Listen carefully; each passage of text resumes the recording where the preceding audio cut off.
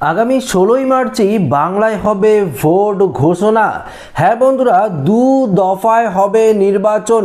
ইতিমধ্যেই নির্বাচন কমিশনারের তরফ থেকে ইলেকশন নিয়ে অর্থাৎ আমাদের পশ্চিমবঙ্গে বিধানসভার নির্বাচনকে নিয়ে একটি বড় সড়ো ঘোষণা করা হয়েছে, যা আজকের এই ভিডিওতে আপনাদেরকে এই বিষয়ে একদম বিস্তারিতভাবে জানিয়ে দেব।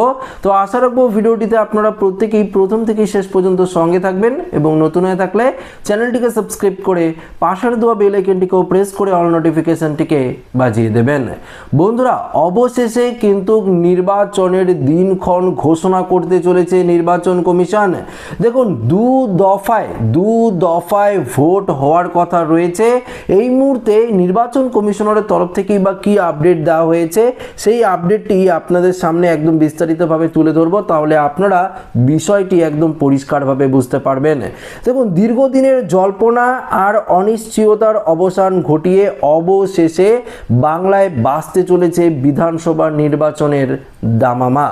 নির্বাচন কমিশন সূত্রে খবর, সবকিছু ঠিকঠাক থাকলে আগামী 16ই মার্চ পশ্চিমবঙ্গের পাশাপাশি তামিলনাড়ু, কেরল, অসম এবং পুদুচেরি নির্বাচনের দিনক্ষণ আনুষ্ঠানিকভাবে ঘোষণা করতে পারে মুখ্য নির্বাচনী কমিশনার জ্ঞানেশ কুমার।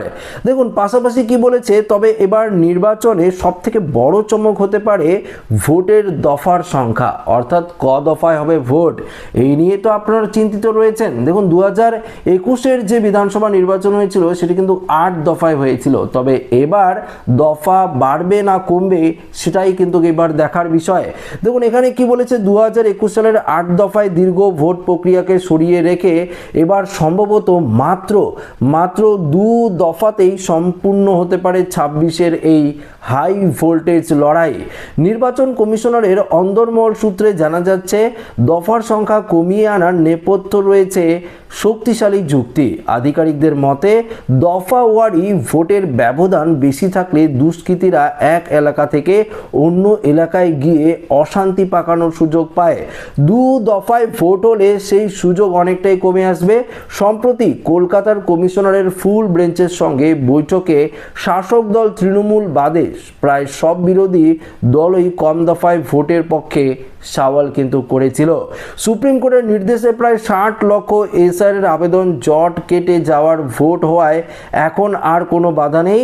10ই মার্চ শুনানিতে শীর্ষ আদালত স্পষ্ট জানিয়েছে, নির্বাচন প্রক্রিয়া নির্দিষ্ট সময়ে এগোবে। 16ই মার্চ ঘোষণা হলে এপ্রিলের মাঝামাঝি বা তৃতীয় সপ্তাহের প্রথম দফার ভোট গ্রহণ শুরু হতে পারে। সাপ্লিমেন্টারি ভোটার তালিকা প্রকাশের বিষয়টি এখনও কলকাতা হাইকোর্টের প্রধান বিচারপতি সুজয় পালের সিদ্ধান্তের ওপর নির্ভর করছে। সব মিলিয়ে আদালতের সবুজ সংকেত এবং কমিশনের চূড়ান্ত প্রস্তুতি এখন বাংলার রাজনৈতিক পারদকে তুঙ্গে তুলে দিয়েছে। তো বন্ধুরা, একটা বিষয় আপনারা ক্লিয়ারভাবে বুঝতে পারলেন যে এই যে 16ই মার্চ কিন্তু বিধানসভা নির্বাচনের যে তারিখ সেটা কিন্তু ঘোষণা হতে পারে। তবে এবার 8 দফার বদলে 2 দফায় নির্বাচন কিন্তু করা হতে পারে, এমনটাই কিন্তু আমরা একটি গুরুত্বপূর্ণ আপডেট পেলাম, যেটা আপনাদের সাথে শেয়ার করলাম। পাশাপাশি এই যে 60 লক্ষ আন্ডার অ্যাডজুডিকেশনের মধ্যে ভোটার রয়েছে, তারা তো বিচারাধীন রয়েছে, তাদের তো বিচার করা হচ্ছে, তাদের ভেরিফিকেশন করা হচ্ছে, হাইকোর্টের বিচারপতিরা করছে। সেই ভেরিফিকেশন করতে কিছুটা সময় লাগবে। তো দেখুন, নির্বাচন কমিশনের তরফ থেকে এটা বলা হয়েছে, যতক্ষণ না পর্যন্ত এই সমস্ত প্রসেসটা কমপ্লিট করা হচ্ছে ততক্ষণ পর্যন্ত ভোট কিন্তু করা হবে না। অর্থাৎ ভোটের আগেই সাপ্লিমেন্টারি তালিকা আপনারা পেয়ে যাবেন, সম্পূর্ণ তালিকা, যেই তালিকায় আপনারা দেখতে পারবেন আপনার নাম রয়েছে কিনা। তো আশা রাখবো আপনারা একটা সঠিক আপডেট পেলেন ইলেকশন নিয়ে। যদি আপডেটটি ভালো লেগে থাকে অবশ্যই লাইক করবেন, মানুষের সাথে শেয়ার করবেন, নতুন হয়ে থাকলে চ্যানেলটিকে সাবস্ক্রাইব করে আমাদের সঙ্গে জুড়ে থাকবেন। ধন্যবাদ।